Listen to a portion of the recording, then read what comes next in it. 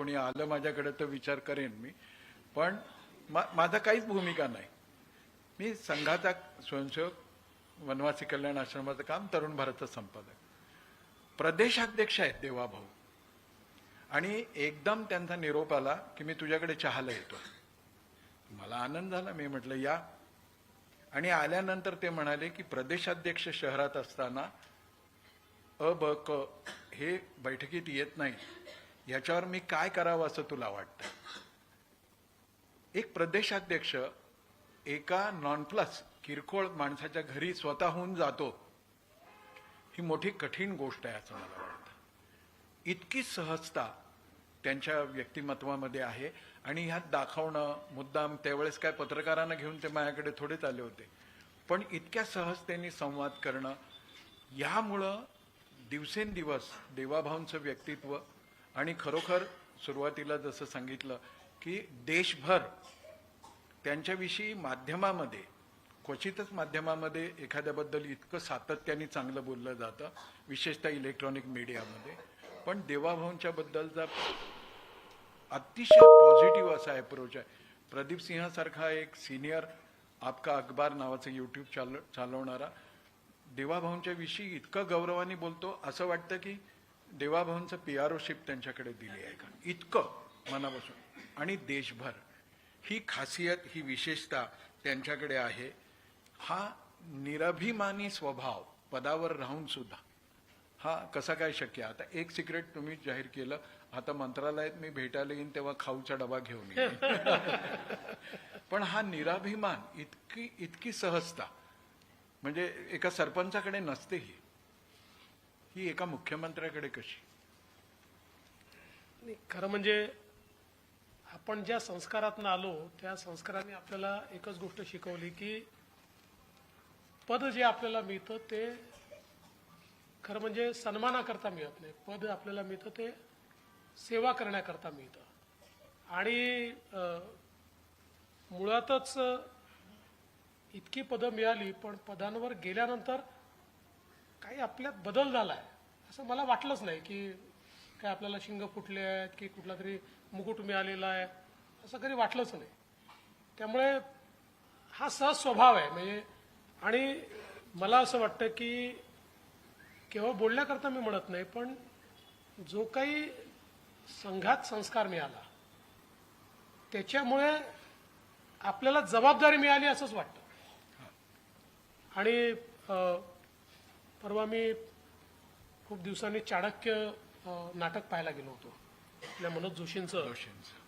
त्या नाटकामध्ये एक डायलॉग फार चांगला आहे. त्यात तो चाणक्य चंद्रगुप्ताला असं म्हणतो की राजा होना ये सुखी होने का माध्यम नहीं है. आपल्याकडे अनेक लोकांना असं वाटतं की पद हे आपल्या व्यक्तिगत सुखाकरता आपल्याला मिळालेलं आहे. आणि ते ज्यावेळेस वाटतं त्यावेळेस मग त्याचा एक अभिमान आपल्या मनामध्ये जातो किंवा अनेक गोष्टी त्यातनं आपल्यामध्ये तयार होतात. मी असं म्हणणार नाही की मी अगदी कुठला तरी साधू संत आहे किंवा अशा प्रकारचं नाही आहे, पण मला असं वाटतं की या संस्कारांनी माझा स्वभावच तसा केलेला आहे की कुठल्याही म्हणजे मी तुम्हाला सांगतो की ज्यावेळी मी गाडीने जात असतो, पुण्यात असतो, नागपुरात कुठेही जात असतो आणि अनेक वेळा ट्रॅफिक थांबवतात, मला दडपण येतात. मला असं वाटतं की काय करतायत हे लोक. माझा तुम्ही जर पुण्याच्या ट्रॅफिक DCPशी किंवा CPशी जर बोलला तर दर माझ्या व्हिजिटमध्ये त्यांच्याशी माझा वाद होतो की इथे तुम्ही थांबवला होता. ते म्हणतात नाही नाही आम्ही एकाच मिनिटाकरता थांबवला होता.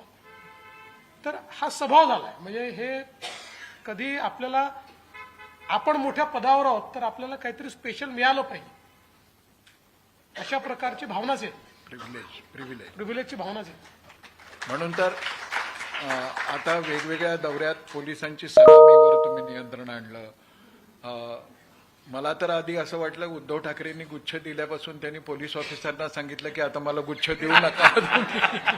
त्यांचा काय हेतू असेल काय सांगता येत नाही. पण ही निरलसता, सहजता, निराभिमान वृत्ती आणि त्यातून तटस्थ राहायचं. आमचे यशवंतराव केळकर असं म्हणत, अनअटॅच्ड इन्व्हॉल्वमेंट आणि अनइन्व्हॉल्वड अटॅचमेंट ही कार्यकर्त्यामध्ये असली पाहिजे.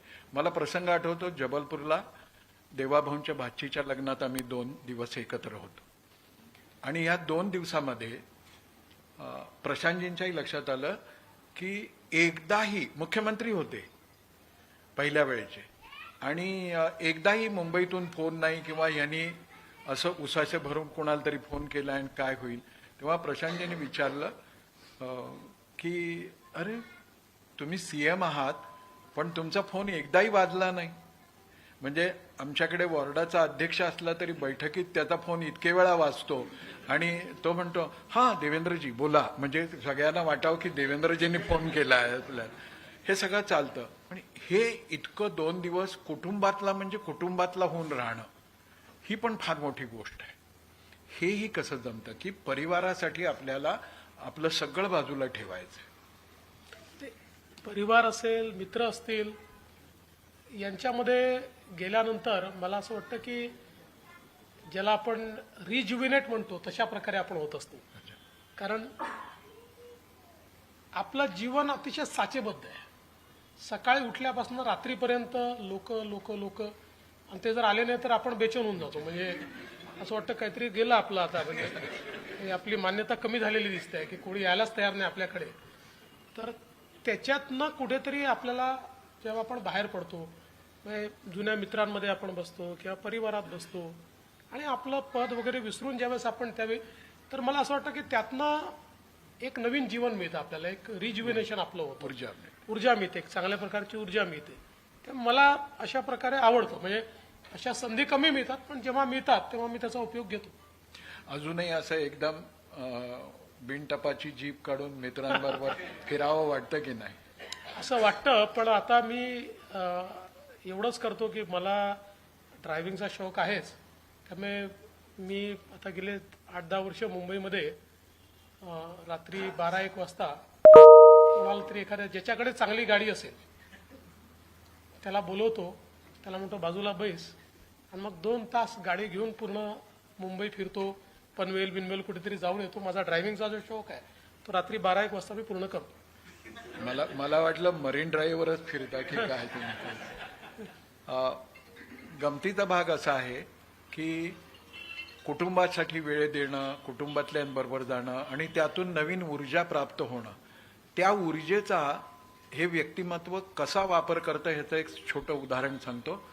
पहिल्या वेळी जेव्हा ते मुख्यमंत्री होते तेव्हा महापालिकेचा चुनाव लागला होता आणि उमेदवारांची निवड करायची होती. तर संघटन मंत्री, प्रदेशाध्यक्ष आणि मुख्यमंत्री